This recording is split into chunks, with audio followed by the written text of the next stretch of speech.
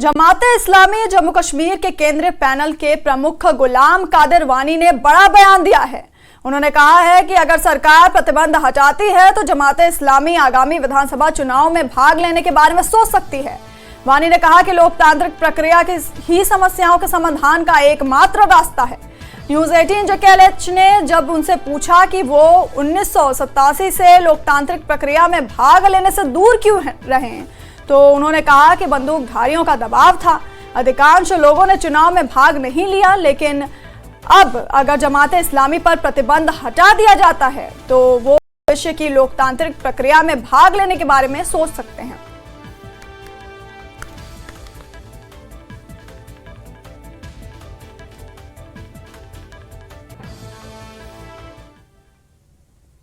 कि जिस तरह से जो लेटर आपको मिला है उस बारे में बताइए। हमें नहीं मिला है लेटर, वो इस पर आ गया है, क्या बोलते हैं, फेसबुक पर आ गया है, हमें तो नहीं भेजा गया। वो लेटर में क्या था? उसमें लिखा था कि ये जो अमल ये जो पैनल जो ये अमल करती है, ये जमात का फैसला नहीं है, क्योंकि इसके पीछे शूरा की सैंक्शन नहीं है। यही कुछ आ गया। हमने देखा है कि पहले जो है 1987 से ही आप जो है वो वोटिंग में हिस्सा नहीं लेते थे, क्या वजह थी? हालात खराब थे यहाँ, 1-2 इलेक्शन हो गए इस दौरान में, तो लोग घरों से बाहर नहीं निकलते थे। अब देखिए टर्न आउट क्या रहता था, बहुत कम, 2% भी एक मैंने उसमें देखा है, 20%, ज़्यादा से ज़्यादा 20%। और दबाव भी था, और बंदूक का ऐलान था। जिनके पास बंदूक थी उन्होंने ऐलान किया था कि कोई वोट न डाले, तो लोग डर के मारे अंदर बैठते थे। अब कौन अपनी जान दे देता। 2019 में जो है जमात इस्लामी को बैन किया गया, क्या आप चाहते हैं कि बैन हटे और आप भी जमहूरी अमल में जो है वो? बिल्कुल, इसीलिए हम सब कोशिश करते हैं। तो इस बार जो वोटर टर्नआउट है वो सेकंड है इससे आफ्टर 8, किस तरह देख रहे हैं? बहुत अच्छा है, तब्दीली की निशानी है। तो क्या आप असेंबली चुनाव जो आगे आने वाले हैं उनमें हिस्सा लेंगे अगर आपके साथ जो है वो गवर्नमेंट के साथ बात बनती? तो ऐसा हो सकता है, हम सोचेंगे ना उस पर। के लिए मैसेज जाएगा कि जमहूरी अमल ही बस एक हल है, तमाम मसाइल का जमहूरी अमल ही हल है। अगर करप्शन भी मुल्क में हो तो करप्शन को ख़त्म करने का भी यही एक ज़रिया है, क्योंकि सारे लोग जब आगे जाएं, ईमानदार लोग आगे जाएंगे तो माशरा ठीक होगा।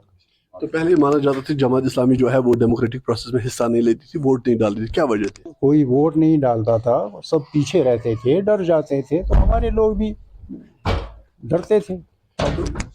अब अगर बैन हट जाता है जमात इस्लामी पे तो क्या आगे जो आने वाले चुनाव उसमें आप हिस्सा लेंगे? सोचेंगे और लेंगे, इरादा यही है, और वक्त फैसला करेगा।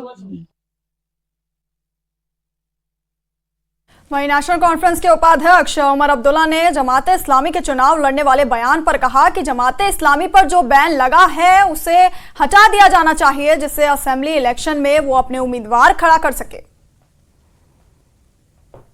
उतरे मैदान में, हम भी चाहते हैं कि उनके अपने उम्मीदवार जो है मैदान में उतरे, उनका सिंबल जो है वोट के मशीन पे हो, फिर दूध का दूध पानी का पानी, फिर जो हमें इलेक्शन में कहना होगा वो हम कहेंगे। लेकिन फ़िलहाल तो मेरी फिर मरकज़ से यही गुजारिश होगी कि फौरी तौर जमाती इस्लामी पे जो बैन लगा हुआ है उसको उठा दिया जाना चाहिए, ताकि आने वाले असेंबली इलेक्शन जो जुलाई अगस्त में होने हैं उनमें जमाती इस्लामी के तरफ से उनके अपने उम्मीदवार खड़े होंगे। क्योंकि बीच बीच में ये खबरें आई हैं कि जमाती इस्लामी ने मुख्तलिफ उम्मीदवारों के या पार्टियों की मदद की है। बेहतर यही होगा कि बजाय ये कि जमाती इस्लामी दूसरों के लिए काम करें, वो अपने लिए काम करें, उनके उम्मीदवार जो है मैदान में उतरें और फिर देखें, अपनी किस्मत आजमाएं। तो मेरी होम मिनिस्टर साहब से मोहतबाना गुजारिश होगी कि फौरी तौर जमाती इस्लामी पे बैन जो है वो उठा दिया जाना चाहिए, और जमाती इस्लामी को जुलाई अगस्त के इंतखाबात में पुरजोर से जो है हिस्सा लेना चाहिए। अब्दुल्ला ने कहा कि वो जिहाद शब्द का इस्तेमाल सिर्फ बीजेपी के उस बयान के लिए कर रहे हैं जिसमें बीजेपी ने विकास को जिहाद से जोड़ा था। उन्होंने सज्जाद लोन की आलोचना करते हुए कहा कि लोन अब अपनी हार देखकर डर गए हैं। उमर ने कहा कि उन्हें डर है कि सज्जाद लोन चौथे स्थान पर नहीं आएंगे।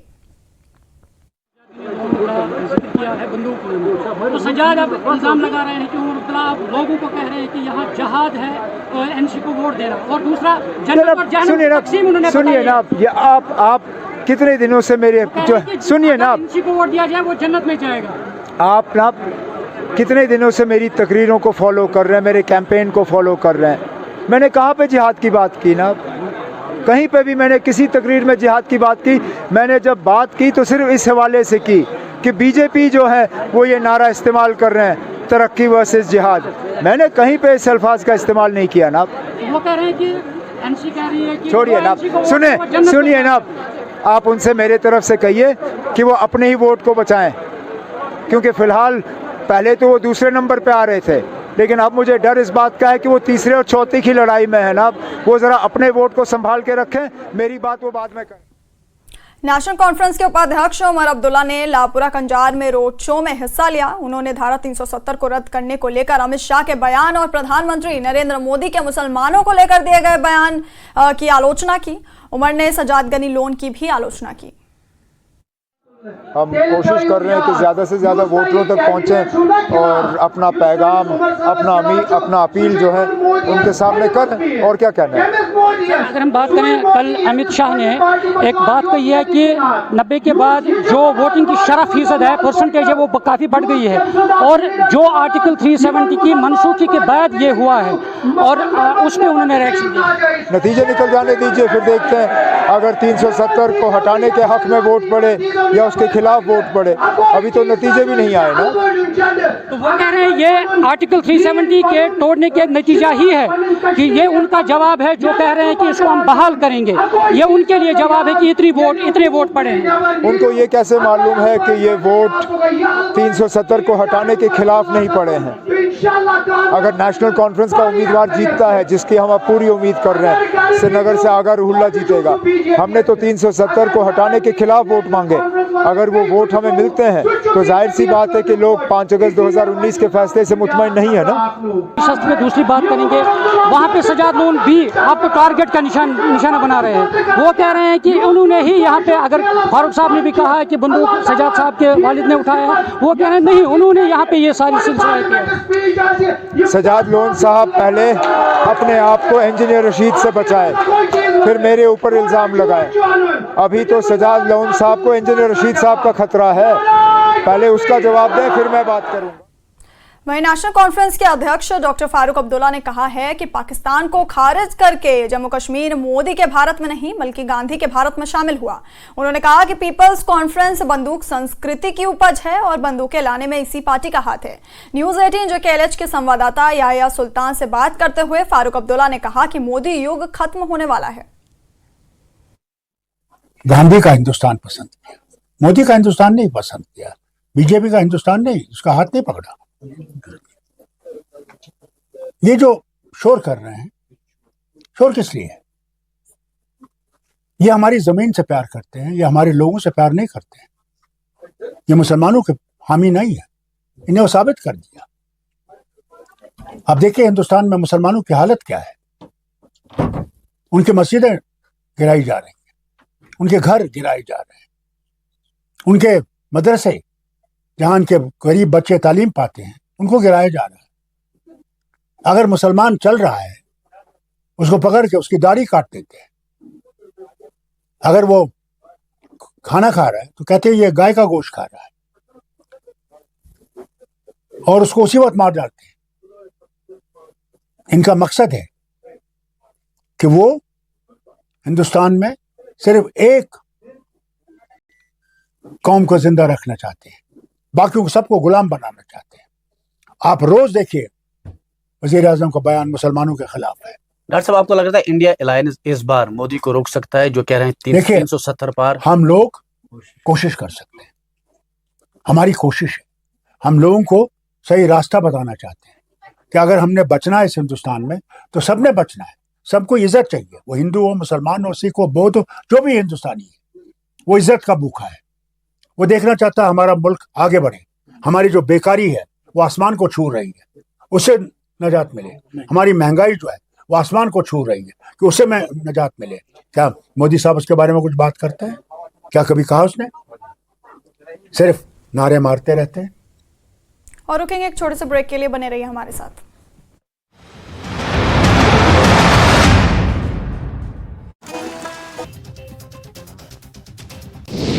पीएम मोदी के मुसलमानों के ज्यादा बच्चे पैदा करने वाले बयान पर नेशनल कॉन्फ्रेंस अध्यक्ष फारूक अब्दुल्ला का पलटवार। कहा, क्या आप बच्चों के प्यार को जानते हैं? जम्मू कश्मीर के चीफ इलेक्टोरल ऑफिसर पीके पोले ने श्रीनगर लोकसभा सीट पर हुए रिकॉर्ड मतदान को उत्साहजनक बताया है। कहा कि लोग बुलेट के मुकाबले बैलेट को दे रहे हैं प्राथमिकता। सांबा में फ्लाईओवर पर सड़क हादसा, ट्राले ने मारी स्कूटी को टक्कर, स्कूटी सवार 2 लोगों की मौत। मंजाकोट में इंडिया अलायंस की सार्वजनिक रैली आयोजित, अनंतनाग राजौरी लोकसभा उम्मीदवार मियां अल्ताफ अहमद ने रैली में लिया हिस्सा।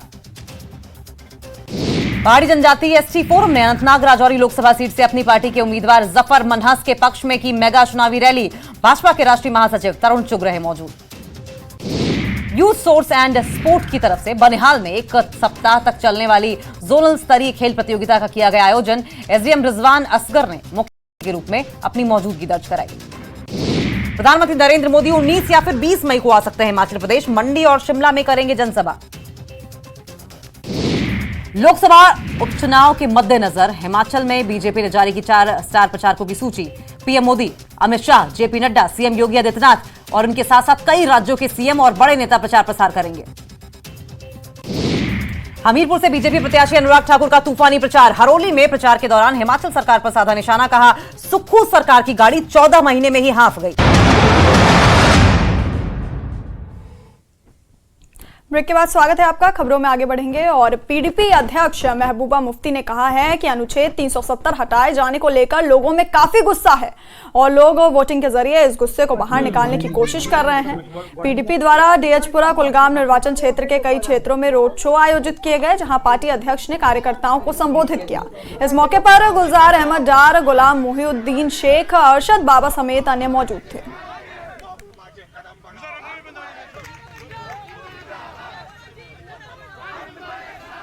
कारण ये है कि जो 370 ने 2019 में हटाया, उससे लोगों को लगता है हमें धोखा दिया गया, हमारे साथ वादा खिलाफी हुई और उस गुस्से को एहतजाज के तौर पे वोट लोग डाल रहे हैं और दिल्ली को ये पैगाम देना चाहते हैं कि जो आपने 2019 में किया वो नाजायज था, आईन के खिलाफ था, गैर कानूनी था और इसको आज कल परसों आपको दुरुस्त करना पड़ेगा।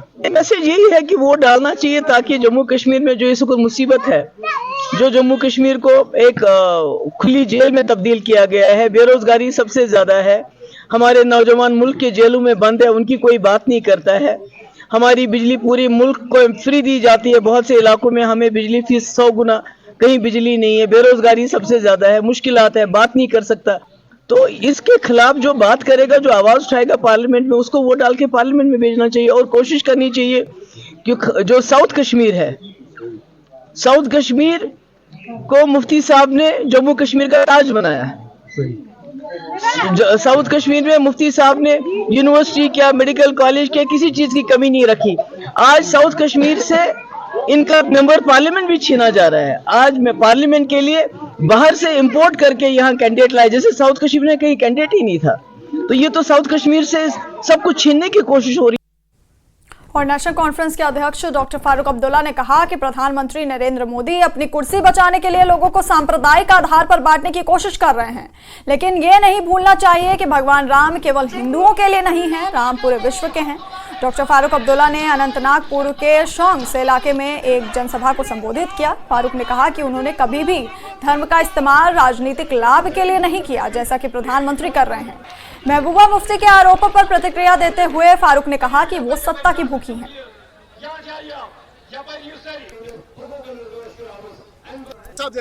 आपने देखा नहीं, वो आपको देखना चाहिए, वायरल हो गया है। उसमें सारे और खासकर उस जगह पे सारी फाइलें रखी गई थी जिन पे इनके रेड हुए थे, उनके कंप्यूटर वहां थे। क्यों जलाए गए? क्योंकि इनको पता है कि हार रहे हैं और कल यही चीजें जो हैं इसका इस्तेमाल होगा। बीजेपी चोरियां छुपाने के लिए उसको जलाया गया, बिल्कुल छुपाया गया है जी। आपके होम मिनिस्ट्री के दफ्तर में, जिस दफ्तर में सबसे बड़ी फाइलें रखी जाती है, उसमें आग लगाई गई। क्यों? क्या फारूक अब्दुल्ला के पास इतनी ताकत है कि मैं उसको प्रवोक करूं? बल्कि मैंने तो खुद कोशिश की। वो जब बम्बई में स्टेज पे थी, मैंने उनसे कहा जब ये खत्म हो जाएगा हम बात करेंगे। कहा नहीं, हम कश्मीर में बात करेंगे। आज तक बात नहीं की। फिर दिल्ली में मैंने कहा, दिल्ली में भी उन्होंने यही किया, कश्मीर में बात करेंगे। उनको गरज था कि वो उठना चाहते थे, मगर वो अपना पास भूल गई। पास भूल गई। और वक्त हो गया एक छोटे से ब्रेक का, बने रहिए हमारे साथ।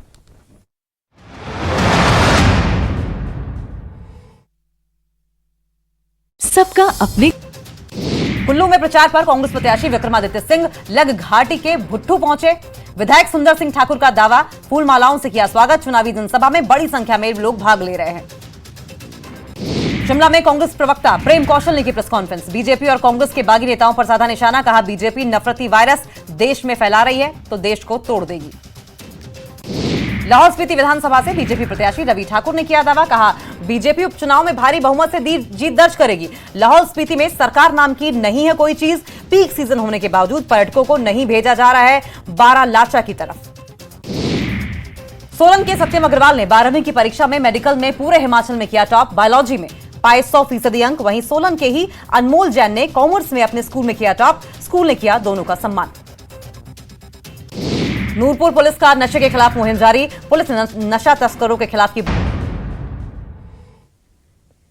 ब्रेक के बाद स्वागत है आपका। आगे बढ़ेंगे और पीएम मोदी के मुस्लिमों के अधिक बच्चे वाले बयान पर नेशनल कॉन्फ्रेंस प्रमुख फारूक अब्दुल्ला ने पलटवार किया है। उन्होंने कहा कि पीएम मोदी बच्चों के प्यार को क्या जानेंगे, जिनके बच्चे हैं उनसे बच्चों के प्यार के बारे में पूछिए। निशाना बना के कहते हैं ये मुसलमान ज्यादा बच्चे पैदा करते हैं। मोदी साहब, आप अपनी बीवी को संभाल नहीं सके तो आपके बच्चे कहां से आते? कहां से आते? आप क्या जानते हैं बच्चों की मोहब्बत? आप क्या जानते हैं उनका लगाव? किस तरह वो माँ बाप की इज्जत करते हैं, माँ बाप की खिदमत करते हैं? आप क्या जानते हैं? आपका तो कोई है ही नहीं। अकेले हो, अकेले ही जाओगे। उनसे पूछो जिनकी औलाद है। अल्लाह का शुक्र है कि उनकी औलाद अल्लाह ने दी है। पीपल कॉन्फ्रेंस के चेयरमैन सजाद गनी लोन ने एनसी अध्यक्ष फारूक अब्दुल्ला पर निशाना साधा है। सजाद गनी लोन ने कहा कि फारूक अब्दुल्ला पहले कश्मीरी नेता हैं जिन्होंने अपने बेटे को केंद्र में मंत्री बनवाकर बीजेपी का हाथ थामा था। लोन ने कहा कि जम्मू कश्मीर की बर्बादी के लिए नेशनल कॉन्फ्रेंस जिम्मेदार है। और दुआ करो आज आ जाए, अल्लाह गवाह, मेरा वादा है। भूख है, बाबरी मस्जिद शहीद हुई। पहला हिंदुस्तान में जो पहला मुसलमान लीडर बीजेपी की गोद में जाकर बैठा वो फारूक साहब है।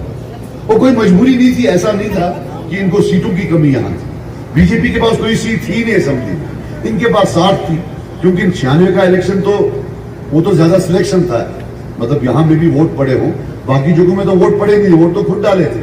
60 सीटें दे दी थी इनको जरूरत नहीं थी उनकी। ये खुद यहां से जाकर बैठे कि मेरा बेटा है, इसको जरा रख ले। उन्होंने उसको कॉमर्स मिनिस्टर बना दिया, फिर फॉरेन मिनिस्टर बना दिया।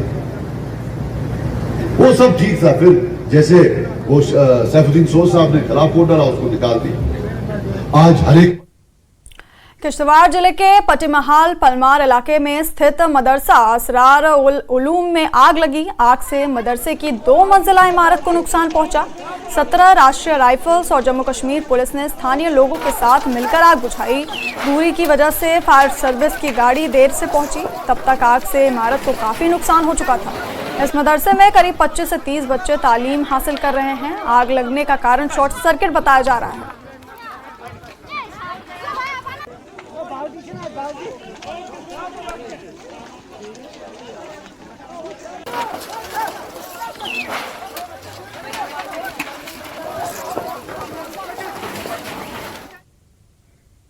और बुलेटिन में अभी के लिए इतना ही। बने रहिए हमारे साथ, देखते रहिए न्यूज़ 18 JKLH। नमस्कार।